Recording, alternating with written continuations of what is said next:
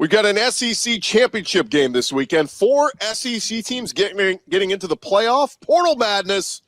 Time to get the squad together. You're talking ball with the SEC squad, sponsored by Game Time. From Alabama to Tennessee, from Georgia to Oklahoma, from Auburn to Texas, it's the local experts of the Locked On Podcast Network bringing you scoops, breakdowns, and the most comprehensive preview of the upcoming SEC weekend. It's the SEC squad, and we have a seat for you. Hurt feelings and thin skin are prohibited. Squad up. You're part of the SEC squad. And it is the SEC squad. Welcome in, guys. A little bit of a smaller crew this week, a little bit more intimate. We can get deeper into some of our topics this week. We welcome in our panel. I'm Chris Gordy, host of Locked On SEC. We've got Stephen Willis, Locked On Ole Miss, Corey Burton, Locked On Vandy, Chris Marler, Locked On Gamecocks. And hey, the two big ones, Jonathan Davis, host of Locked On Longhorns, and Clint Shamblin, host of Locked On Bulldogs. Gentlemen, welcome in. It is a fun week. It is championship week. It is down to 2 teams. It is Texas versus Georgia. Big game. It's a rematch. We saw this matchup already. Jonathan, Clint, let's start with you guys. Give me the vibe. What's the feeling on this one? Yeah, well, how glorious is it, Gordy, that, Texas, who wasn't supposed to be ready for the SEC in their first year, is in the SEC championship game. I see some eyes being rolled, and when you look at it, these are just the 2 best teams in the SEC. To me, these have been the 2 best teams in the SEC all year. This is the matchup everybody wants to see, Texas and Georgia. And, when you look at it, we saw the results on October 19th, right? Georgia did beat Texas 30-15. But dare I say that with the full body of work, right, over the course of a 12-game schedule, Texas has looked like the more impressive team. And it's not just because of the schedule, because we've seen Georgia now struggle with Kentucky and Georgia Tech, right? Texas, over a 12-game schedule, has been the better team. But, of course, on October 19th, Georgia won 30-15. I do think Texas has some advantages going into this game in the SEC championship in Atlanta against the Georgia Bulldogs. I'm just pissing Clint off, right? Just look at his face. I'm just pissing Clint off and everybody else. Look, Clint's ready to cut a promo. I think when you go into this matchup, right, I think it's going to be about who is able to control the physicality and control the clock with their running game. Who's going to be more physical? Look, when you look at, Quinn Ewers and you look at Carson Beck, both playmakers at the quarterback position. But I said earlier, this week on the podcast, exposure can get you exposed, right? And I think, Carson Beck or Quinn Ewers, when you start to see too much of them or when you put too much on their shoulders, that's when there's the potential for that big turnover that can change the game, right? I think both teams are going to come into this matchup and trying to control this game with the rushing attack. And I think when you look at what Texas has been able to do the last couple of weeks, rushing for 250 yards against Kentucky, rushing for 240 yards against Texas A&M, that's what they were unable to do against Georgia. Georgia was able to run the ball a little bit better on October 19th, than Texas was. And neither team really played clean football. Texas turned it over 4 times, was sacked 7 times, and Georgia turned it over 3 times, right? And so I think coming into this game, the way that Texas is rolling with the running game, the way that Trey Wisner is rolling, they're going to be just a little bit better. The offensive line is going to be better, be able to lean on this Georgia defense the way that they weren't able to the first time. And we've seen some new wrinkles, right? We've seen Arch Manning come in the Texas A&M game, in the Justin Fields role with the read option.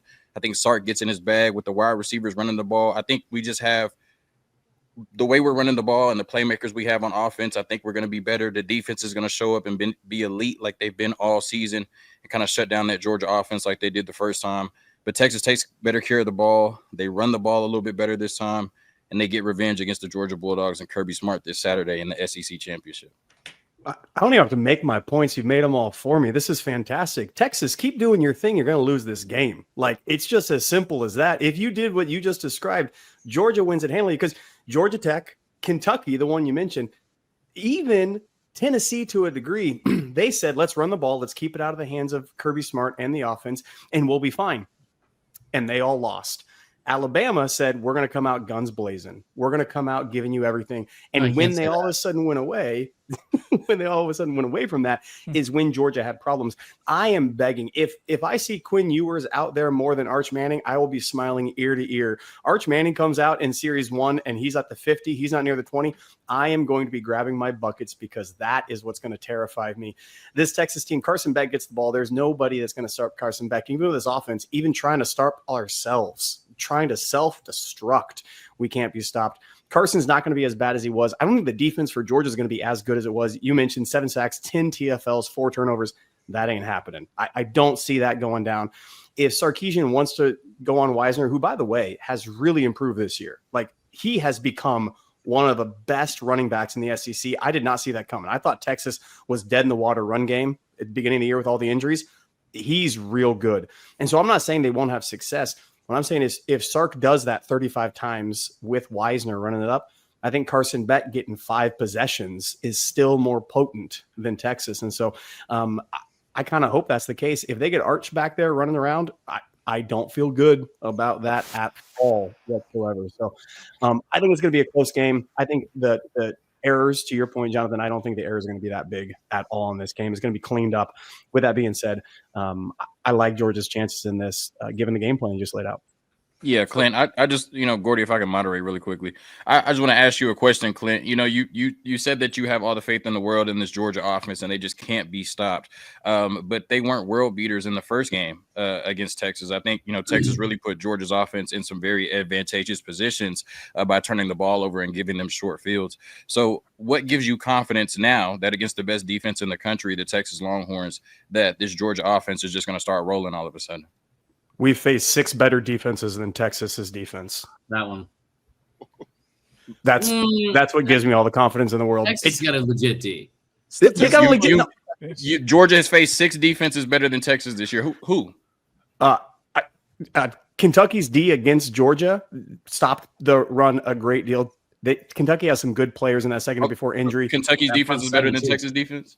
At that time, they were. Absolutely, 100%. Texas. When you look at you said Texas's work over 12 games. I'm not saying they shouldn't be in.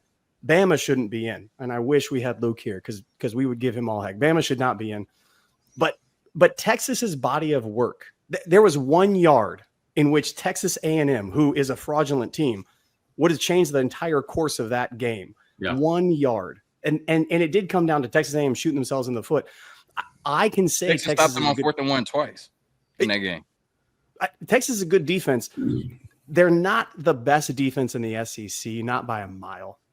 I would struggle against far other teams besides Texas. If you look at the game film, you look at the body of work. Who is the best defense in the SEC? Probably the officials. Tennessee. Tennessee's defense, I would take hands above anybody. The front 7, certainly.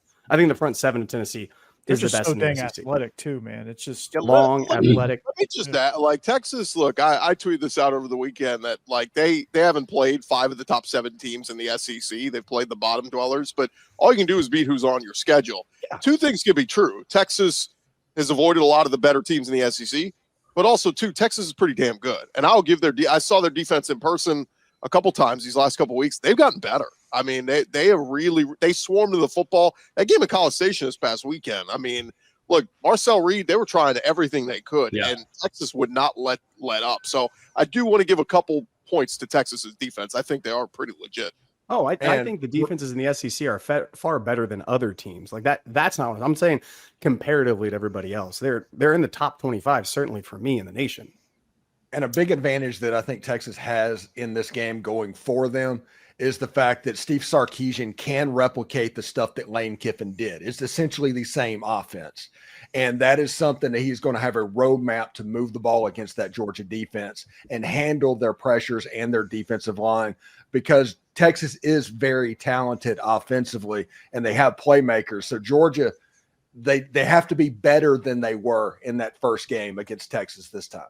Yeah, and I think, one big key that I should have mentioned, I guess, being the Texas host, is the health of Kelvin Banks. When you talk about one of the best offensive linemen in the country, maybe the best left tackle in the country, leaves the game against Texas A&M. Although Trevor Gooseby came in, and did well, replacing him, I'm not sure that Texas can go into Atlanta and beat Georgia without their best player on the team and Kelvin Banks. So that's going to be a big, kind of X factor going into this matchut on Saturday. Well, I'll tell you right now, you better not bring up any injuries after the game with Georgia fans. That's going to be a real problem for you, just in my own experience. Marla, we're talking about teams in the playoff right now. If you could hold on a second. That's good. Okay, that's good. I think both of you are very, very lucky you didn't have to play South Carolina this year. I think Texas is really good. I thought they were great. against A&M. I was honestly very impressed. I've said for a while I don't think Texas is that good. I thought they proved a lot of those things wrong against A&M. But here's the thing: I keep going back to with Texas is like you're not like you haven't had to face anyone except for in the mid part of the season against Georgia, and you got boat raced at home. And listen, like that's a game you had Carson Beck at his worst, where he had 3 interceptions. Carson Beck over the last 4 games, I think, or last 3 games of the season, 12 touchdowns, no interceptions. He's seemingly turned it around. You can sit here and dog Georgia Tech all you want. Georgia Tech is better than a lot of teams that Texas played this year. I would argue that it's better than most of the SEC teams that Texas played this year. And that's not even an indictment on Texas. It's more so kind of sticking up for Tech. But I think the thing that worries me more than anything for this Texas team is I think they're better off losing to Georgia to get further in the playoff than they are winning, strictly because I think they need to get humbled a little bit because they haven't played anybody. They haven't really been punched in the mouth a ton. And the 2 things that their schedule is basically broken down into a midterm and a final. And that was Georgia at home and on the road at College Station. I just thought of that right now, Clint. That was a good point. I can tell you. That was fantastic. I thought it was pretty good. I don't think you can say that it would be better for Texas to lose this game because the winner of this game has to win 3 games to win a national championship compared to the loser having to win 4. So I think for Georgia or for Texas, you want to win this game because that's one less game you have to win to hoist that trophy. Yeah. In hindsight, that was a really bad point I made. I can't believe it. It's all good. We all have those It likely would mean Texas maybe hosting a first-round game, and so who cares? Who cares? Like Clint made this point, on the SEC squad a couple times. Who cares about a game in DKR? Like we're trying to win a natty, bro. I don't care about a playoff game in Austin, Texas. We're trying to win a natty. Give me 3 games to do it and not 4, please. Yeah, come on, give us huge. Send us to some random NFL stadium in some city. That's where that's everybody's dream. Texas travels. Are you talking about Notre Dame? Anywhere Texas travels. Yeah. It is. I wish we had more on-campus games in the playoffs, but the fact you're going to go play in Miami and Dallas and all these one of Georgia's proposed games could be in at Penn State. At Penn State, yeah. So, Chris, to your point, if Clemson wins, there is a chance that the loser of the SEC championship has a route in which, depending on 5 or 6, they play SMU and Boise State. Could be a route that they take in that. Which, if that's the case, that's essentially a bye. That's like half games put into one. That's 1 game. So real quick, guys, we're going to get into the playoff scenarios next. But before we end this segment, let's make our picks. Show of hands. Who is picking Texas to win this weekend? Raise your hand. We got Jonathan. Now I feel bad. Man, are all the rest of us going to go Georgia? Kirby, I don't know. Kirby's the best coach of college football. I got to roll with him. Is all the rest of us going with Georgia? Until proven otherwise now. See, that scares me, though, because I read a stat that Texas has not lost twice in the same season to an opponent since 1909. Yeah, well, this isn't Oklahoma and this isn't Iowa State. So, how much data do we even have on that? How many, how often does that even happen? Look, it doesn't happen. With Georgia, I certainly understand why, the majority of the panel is picking Georgia, and I just think this is a game where, Texas could win and it would make sense. Georgia could win and it would make sense. But, I'm rolling with my guys. I think they get it done on Saturday. Jonathan, after this show, me and you are going to grab a beer or something like that. And I'm going to tell you some fun stories about Georgia in that exact building that they do not want to talk about. Yeah, no, it's not fun. Trey Wisner, though, he's 4th in the SEC in rushing. Who saw that? He's the real deal. Yeah. He's a murderer. Nobody, because he wasn't expected to have this role, right? But it's credit to what he's been able to do and credit to that offensive line. And like I said, himself, he's rushed for almost 400 yards the last 2 weeks. He's rolling. The offensive line is rolling. If anybody's going to stop it, it would be Georgia. But I think we keep it going. Look out for Frazier.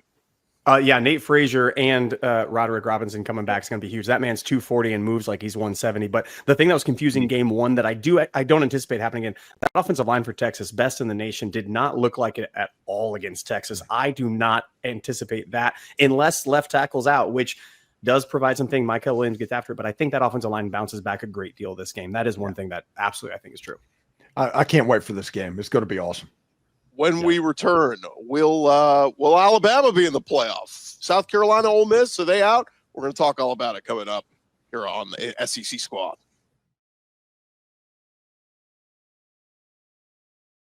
More with the SEC Squad in just a second, but one of our sponsors today is, of course, FanDuel, and we've been telling you guys about FanDuel all football season long. You get ready to tackle the action with FanDuel, America's #1 sportsbook, because right now, New customers can bet $5 and get $150 in bonus bets if you win. The FanDuel Sportsbook app going to give you everything you need to place live bets on whatever it is, NFL, college, all in one place. So when you get a hunch in the middle of the game, you can check out the latest stats, view live play-by-play, and so much more on the same page where you're placing your bets. Right now, looking at FanDuel, the SEC championship game this Saturday, they have got Georgia as a 2.5-point underdog to Texas. That's right. It's Texas minus 2.5.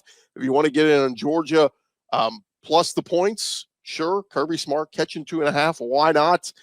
You want to get in Georgia on the money line or straight up, you can get them at plus 112. If you like the over under, it's at 49.5. Two good defenses. Maybe you want to lean under there, whatever it is, you can find that action over at FanDuel.com. That's where you want to go to sign up today. And again, you'll get started with $150 in bonus bets if you win your first $5 bet. That's FanDuel.com. Never waste a hunch. Make every moment more with FanDuel, an official sportsbook partner of the NFL. All right, guys, rolling along here on the SEC squad. And we saw the college football playoff, the penultimate rankings a couple nights ago. And I think we were all maybe not shocked, but a little like, oh, wow, as the Alabama Crimson Tide come in at number 11 in the playoff rankings. South Carolina and Ole Miss down there. Ole Miss was 13, South Carolina 14. Is that right? A little bit odd. Alabama jumps Miami. Miami loses to Syracuse, drops 6 spots. Bama beats a 4-win Auburn team, and they move up 2 spots. How many? 5-win, whatever they have. How many people were shocked or surprised that this Alabama team with 3 losses is sitting in a catbird seat? I think that they're when you shocked look at that Alabama got a call. Yeah, We're shocked that happened. Oh, I think when you look at it, it's just that it's clear to me. I think that they want 4 SEC teams in the playoffs, and so then it comes down to the 3 lost teams of Ole Miss, South Carolina, and Alabama. And I know, South Carolina's the fun team. People are tired of seeing Alabama, and Ole Miss is just whatever. South Carolina is, the fun team, but you have to honor head to head. Alabama beat South Carolina head to head, and then when it comes down to Alabama or Ole Miss, I think that Alabama has a little bit of a better resume. So, like I said, I know people are tired of Alabama, and, a lot of people think they don't deserve it. But if it comes down to South Carolina, Ole Miss, and Alabama, I do think that the Crimson Tide should get that nod. I wasn't shocked because I think I got absolutely murdered when I said Alabama is in regardless of what happens. They are a lock for this playoff, was to begin the season. All they needed to do was just lose 3 games. They had that in the bag all year long. This committee was putting them in. I never thought I'd be begging for the BCS to make a return, but I am begging for the BCS to make a return completely and totally. This is about having 4 SEC squads in. The second that we got rid of going out of bounds to stop the clock and having more commercials for more money in college football, this is where we are going. The committee is going to make the decision that makes them the most bucks, because that's what wins at the end of the day. So everybody talking about parity and everybody talking about partiality is joking themselves with this expanded playoff. This is a money grab, and you want the biggest hogs in the race, and Alabama's one of the biggest hogs. You can't deny that. I don't love the way you phrase that at all, but I will tell you that I do think the thing that I think is most frustrating, I think there's a point to be made for all 3 teams. I fully get it. I think it makes sense to me that if you're going to do the honor of the head-to-head, it makes sense if South Carolina's behind those 2 teams. I get that. Miami being at 12 makes 0 sense to me. I also had a problem with if Clemson loses by 3 points at home to a top 15 team, they drop 5 spots. Carolina moves up 1 spot. Bama beats a 5-win team at home, moves up 2 spots. And then Ohio State, by the way, loses at home to a terrible Michigan team that's 6-5, has one of the worst offenses in the country. Best offensive player and best defensive player both out. They drop 4 spots from a loss at home to that team. That part made no sense. And they lost the fight too. Yeah, they lost twice. Yeah, I think the frustration part that comes in if you're a South Carolina fan specifically, and Steven, you and I haven't seen eye to eye on a lot of this, but I think we will have some common ground on stuff of like the stuff we're being distracted from, which is Notre Dame and Penn State skating to an 11-win season by not playing hardly anybody, and then getting into the playoff, and you're like, and no offense, Jonathan, but even Texas, like the inequities and imbalance from scheduling from all over the place of being like this, like it's just in conference to conference from other conferences, it's not the same at all. And I think the frustration comes back to if you're a South Carolina fan, it's like it's a hypothetical argument, and you can't. The committee clearly doesn't care about the hypothetical argument. But if the roles were reversed and an Alabama team who had lost by 2 points at home and then reeled off 6 straight wins, had the longest winning streak in the SEC, 4th longest in the nation, had a quarterback that had 19 touchdowns, only 4 interceptions in his last 7 games. You had a defense that's been top-notch all season long. If you had all those things, and by the way, those last 6 marketable NFL stars too, right? Is this where we're going? Yeah, you also have the last 6 games. You beat 3 ranked teams and 4 of them that were ranked at the time.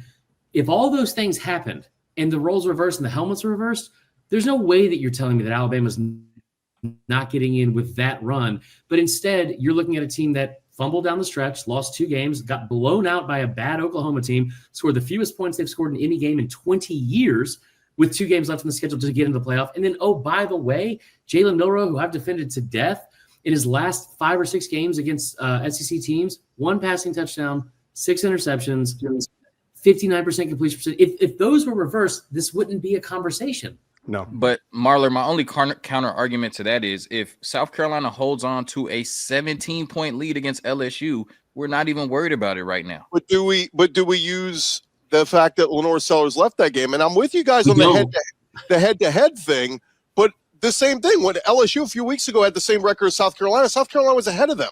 Mm-hmm. Head-to-head didn't matter then. They were like, South Carolina's the better team right now. The problem I have is they didn't ding Bama enough for the loss at Oklahoma. Like, you didn't score a touchdown, bro. And, like, they didn't get dinged there. And then the big plus for Bama that I keep hearing is, the win over Georgia. Steven, Ole Miss beat Georgia worse than Alabama did. Yeah. And look better doing it. Mm-hmm. Yeah, we need more. Steve. It's one of those things that my brain just is locking up over this. Now, Ole Miss lost to Kentucky. There is no way that you can get around that. So I'm way back when we I am not going to sit here and say that Ole Miss deserved to be in the playoffs after you are 1 Ole Miss and 7 for Kentucky. So that is a huge problem. But if you want to look at it just at a base level, Ole Miss and South Carolina had to deal with the fact that you had to leave no doubt if you wanted to make the playoffs. If there was any way that Alabama can get in. Alabama in 2001 went 6-5, got into a bowl game, and Ole Miss sat at home at 7-4. Alabama got the bid over Ole Miss. I knew this was going to happen before this ever started. So it had to leave no doubt. Alabama's a good team, and you had 4 really flawed football teams competing for a spot in the college football playoffs. And whenever that happens, they're going to take the ones that give them the most money. South Carolina's playing fantastic. But I tell you what South Carolina might have done in this whole campaign situation is taking a Citrus Bowl that they had completely locked up, that they were going to sell out and have all time and celebrate down there in Orlando, to being a disappointment in the same boat that Ole Miss is in. Also, Stephen, if you wanted to take that trip to play Seneca Wallace and Iowa State in 2001 down to Shreveport, brother, you could have happily done that. I know, but it was a situation that was the Eli Manning and all that. That was when Ole Miss was like in Shreveport every single year. Yeah. Yes, they were. The loss to Oklahoma, I think that was a worse loss than Ole Miss to Arkansas. Oklahoma has Kentucky. Yeah, sorry to Kentucky. My apologies. Far worse loss. Oklahoma was on absolute transfer portal watch. I don't know how Venables got them going. People were looking to get the window. Oklahoma had no juice going. There's no historical rivalry there. There's no SEC. There's nothing whatsoever. And so to watch Alabama lose that game in miserable fashion with Milroe looking like a pedestrian guy, like he wasn't made of granite and the best running back in the SEC, that's to me a far worse metric and actual image on the screen. And recency. And also, Oklahoma had 68 yards passing. 68 yards passing. They lined up and ran it down Bama's throat. And it was like even in the Vandy game, you're like, okay, Pavia was complete. I think he completed 80% of his passes. He had like a Steven Garcia game. It's like, okay. I think he also like converted on 90% of his third downs too. Yeah, they were 9-12 at one point to start the game. I think they ended up like 11 of like or 12-17 or something crazy like that. Yeah, but they made Jackson Arnold look like Cam. Yes. Yeah. But the Oklahoma game, it is really bad. And I think that it's like, I think it's frustrating because the head-to-head has to matter, and I fully get that. And but again, Steven, going back to this, like the stuff that's frustrating too is You have 3 SEC teams that are sitting here and going, all right, we're 9-3, and this sucks because like this team should get in, this metric says this team's better or whatever. You're looking at an 11-1 Notre Dame, an 11-1 Penn State, an 11-1 Indiana. You're talking about an 11-1 SMU, like Miami, who is serving as nothing more than a blockade, so the committee doesn't have to make a choice with those 2 teams being there at 12. Like all of the first win against a current ranked top 25 team for any of these ACC teams will come on Saturday in the ACC championship. That's a joke. Yeah, it absolutely is. And you remember the ACC is the same conference that paid Ole Miss $1 million to not have to play them next year. Yeah, because it was such a mismatch on the field. And this was a 4 or 5 win ACC team. This is not like going at the very bottom of the barrel. This is apples and oranges of what these conferences are playing right now. The only thing I'll add for Bama fans out there is be careful what you wish for. Look, if you're getting the respect because of the color of the helmet, that's great. But this ain't Nick Saban's Bama anymore. This is Kalen DeBoer's Bama. And if they go in on the road and get embarrassed at a Notre Dame or something like that, that's a 4th loss. You feel really crappy about your program heading into the offseason. Especially the right guy. Like I almost argue if you're a Bama fan, you'd rather not make the playoff. Go beat the crap out of some bad Big Ten team in the Citrus Bowl. You'll feel really good. You'll be like, all right, we're building. DeBoer's going to take a step forward next year. You get embarrassed and you're one and done. And not only that, we're going to hear all the cries about the SEC was overrated. They got a 4th team in and they got ousted. So that's what scares me if I'm a Bama fan. And don't think that every single Notre Dame fan remembers what Nick Saban did to that team down in the Orange Bowl. Which time? It's just every time. If they have the opportunity, they are going to put their foot on Alabama's throat. Same with Ohio State. Like let's say Ohio State were to get matched up with Alabama and they save Ryan Day's job. I think Michigan fans would be happy about that, though. Well, I will say that, if you look at it from a fan perspective, if you look at Ole Miss's high end, if you look at South Carolina's high end, if you look at Alabama's high end, I do think out of those 3 teams, Alabama could potentially make the most noise in the playoffs, right? You could get the Alabama team that showed up against Oklahoma, or you could get the Alabama team that showed up against LSU or Missouri or even Georgia in the first half. Give me Sellers in South Carolina running it through people all day long, though. It's also, I think that what you might get more than anything, I think, like, realistically speaking, if Bama does get in, what you're going to get is what you've seen all season, which is you saw them, the parallels of the season. I keep going over with Bama. You go to Wisconsin, you beat the brakes off them, you get a bye week, you regroup, and you go in there against Georgia, and you beat the crap out of Georgia, and then you go to Vandy the next week and get your ass beat by Vandy. Then you go into the later part of the season, you get Mizzou at home, you beat them 34-0. You go to the bye week, you regroup, you beat the brakes off LSU. 2 weeks later, you go to Oklahoma. They'll win the first game. They'll win the first game probably pretty convincingly. They'll look like world beaters. And then we'll start talking about Bama winning a national title again and all that kind of stuff. And then they'll come out and lay an egg in the second game, because when this team has any sort of success and has to deal with success, they have fallen flat on their face every single time this season. All right, guys, when we return, we're going to take a quick break. We'll do a quick segment when we return, talking the transfer portal. Some big names already in from the SEC.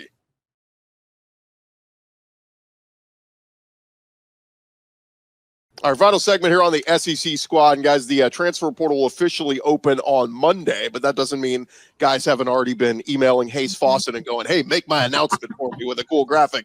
But we've seen some big names, and just a quick thought, a guy who was expected to be the starting quarterback at A&M all year. He was to start the year. A guy that some draft analysts had posed as a first-round draft pick next year. Connor Wegman entering the transfer portal. A thought on him and maybe where he could end up. Tim Beck on line one. Tim Beck on line one. Every quarterback, I'm going to say that, just so you know. Yeah. Oh, okay, that's good. Keep the stick. You're losing pop. You got to replace well, him. I just go ahead. I was just going to say, there's a chance he sticks in the SEC. That team like Vanderbilt, you mentioned Bobby is going to take off. A team like Vanderbilt that has success before with that. Does he match the system? Does he match that? I think he tries to stay in the SEC and keep those ties there. He wants to do so. A team like Auburn is always looking for a quarterback. I don't think he's a fit there, however, but they're always looking for one. So he's going to have lots of opportunity. If he wants to stay in that league, stay in that conference, he's going to have a chance to do so. If he wants to step out and go somewhere else, I don't see a team right now that has Texas A&M pipeline. Well, Texas A&M has a ton of players that have already hit. I think there's one more 5-star from Wigman's signing class that's going to be maybe in the portal, maybe not. They don't have anybody left. Maybe a team like Miami comes a call and Cam Ward takes off. Maybe somebody like that who goes to the ACC. But I think he sticks in the SEC. I think he has Wisconsin quarterback written all over him. Oh. Yeah. Oh, I didn't think about that. I think they're Baylor, Texas Tech. I mean, like, he's also a guy that didn't have, like, he had a ton of offers. Obviously, he's a 5-star, but he only took one visit out of high school. That was to Texas A&M. I think Baylor was the second closest team that was at least listed. Like, I'm sure he had offers from all over, being a 5-star quarterback from the state of Texas, but not a ton of interest, at least out of high school, which wasn't that long ago, for other SEC schools. Yeah, I'm a fan. I hope he does well wherever he goes. I'm a fan. Barler's also a fan of how he speaks too, right? Yeah, cool little accent. Yeah, he's up at Grambling. I want him to go play out Cypress, Texas, just outside of Houston. You know what I'm saying? Shout out Cypress, Texas. Judging by his accent fluidity, LSU seems like a perfect fit. Yeah. Yeah. Or Memphis. He can join the family. Is there a team on 8 Mile in Detroit? I think Dude, he is, but again, he's a talented kid. He's a 5-star coming out of high school. That had, like, I think the phrase that kept coming out of him when he was, or coming out about him when he was in high school, coming out, was that he's one of those guys that could throw it through a car wash, which that doesn't make a lot of sense to me. But I think it means he throws it hard. Yeah. Clint, what's the story on Julian Humphrey, cornerback from Georgia? Boy. Julian Humphrey is doing the Dumas Johnson approach to transfer portal. Dumas Johnson lost his job, and he was encouraged by Kirby Smart if he wanted to get reps to go elsewhere. Julian Humphreys looked like absolute trash most of the season. Texas, he tried to show up. He did, like, straight up. We were concerned all year long with the cornerbacks. We thought it was going to be a strength. We had guys, but he looked like trash all year. I want him to go do well. Go do every single time a transfer portal guy hits from Georgia. Our standard tweet, our standard X message is to say, go be great. And we want all these kids to go be great. But he's not there because he wasn't starting. No snaps. Tennessee game, he looked bad. He got yanked. Daniel Harris came in. Ellis Robinson, the fourth, is just getting ready to just blow up on the scene. This kid is the real deal. And so Julian Humphreys, I don't think he has an SEC. He wants Texas is the likeliest spot. I don't know if Texas wants him. Go look on film. He's not a press guy, and he's not very physical in the run game. He doesn't want to smack. Maybe two times a game he'll want to do that, and then he quits. So he just lost his job, and he's out. Spin cycle. I don't think Texas wants him. I do love the fact, though, that you brought up a really good point, Clinton. That is that Georgia fans are always so nice to their players, and they go out of their way to be complimentary and supportive to everyone, just not when they're there. Like, not when Carson Beck is making mistakes, and not when Mike Bobo is making play calls. So that's because we want to take care of that in family. You know, we want to give good references outside. Run that ball, Bobo. Just to throw out a few more names, notable names. Alabama wide receiver Kobe Prentice. He was a big-time recruit a couple years ago. He's in the portal. Mississippi State linebacker John Lewis. If y'all remember, he came to SEC Media Days. That's a big-time player. Battled some injuries this year, but that's a big-time player. LSU wide receiver C.J. Daniels. That's a weird move because they're going to lose Kyron Lacey. If they bring back Nussmeier, he was going to eat next year. So that may almost seem like a money deal. Maybe he wants more money. Or Auburn. Auburn's desperate and spending tons of money right now. I do think LSU is going to be very interesting to see what they do in the portal, just because of the fact that, like, the CJ Daniels thing is weird because they already lost another receiver, Ibieta, who I think was like a 3-star recruit that had, like, very, very limited playing time. Yeah, never played. But Daniels came in from Liberty, put up a ton of yards there, and then was going to absolutely play next year. Because also Chris Hilton might leave. Like you know, the one that Kelly was yelling at, you're uneffing coachable, like at the sideline of the Florida game. Like I don't see him staying around. But I mean, coming off his best game, I mean, maybe he's got it figured out. LSU is in a weird situation because they had roughly $7 million set aside overall for what they were willing to give Bryce Underwood over the next 3 years, and it was going to be about 3.5 to 4 up front, and then they would figure out the rest and go from there. But, like, now you're talking about having an extra budget of $4 million because he's gone. And now you talk about some of the other guys too that are freeing up space. Like, they're going to go portal shopping, and they're going to go portal shopping like it's on Rodeo Drive, man. It will be interesting. For clarification, we did the Sankey rule on transferring to other SEC schools. Is that out the window officially now? Yeah. I'm glad you asked it. So it actually only mattered last year when it happened when Bama's window was open after Saban retired, Bama was the only team that couldn't get SEC to SEC players during that portal window. Because it was the spring, you could Right. do it all. It's all this Correct. stuff changes by the day. I just want to make. It's I like want to see Connor Wigman at Vandy next year. It's all I want. It's like the committee. No one actually has any clue what the rules are. Nobody's going to go ahead and give it public. It's all behind closed doors. The But all-state transfer portal. The ones that I'm really concerned about, that I really care about, Mississippi State wide receivers can talk about eating. Those guys are good, and it seems like everybody at Mississippi State that was a ball catcher last year hit the portal. They're going to make some noise. You guys got one. Talk about beating, huh? Okay, Marler. By the way, and I want to see Noah Fafita at Vandy. That's the one I want to see. Yes. Yeah. Any closing thoughts, guys? Jonathan, best of luck to your Longhorns. Go prove them wrong. Year one in the SEC. And Clint, I don't know if Kirby takes a third loss. I mean, do we fire him now or when? Yeah, I think I watched Ohio State fans try to go ahead and get into that by saying that Day and Kirby are the same. And I said 2 rings speak differently, my friends. Hey, the greatest tweet ever I saw the other day, and it was Ryan Day is the Michael Jordan of James Franklin's. That was the best. That was great. A tweet. That was good. That is going to do it for this edition of the SEC Squad. Appreciate you guys for joining us. Appreciate you guys for listening. Remember to follow and subscribe to your favorite SEC show. We'll be covering your favorite teams each and every day throughout the offseason with the portal and everything else here on the Locked On SEC Squad edition.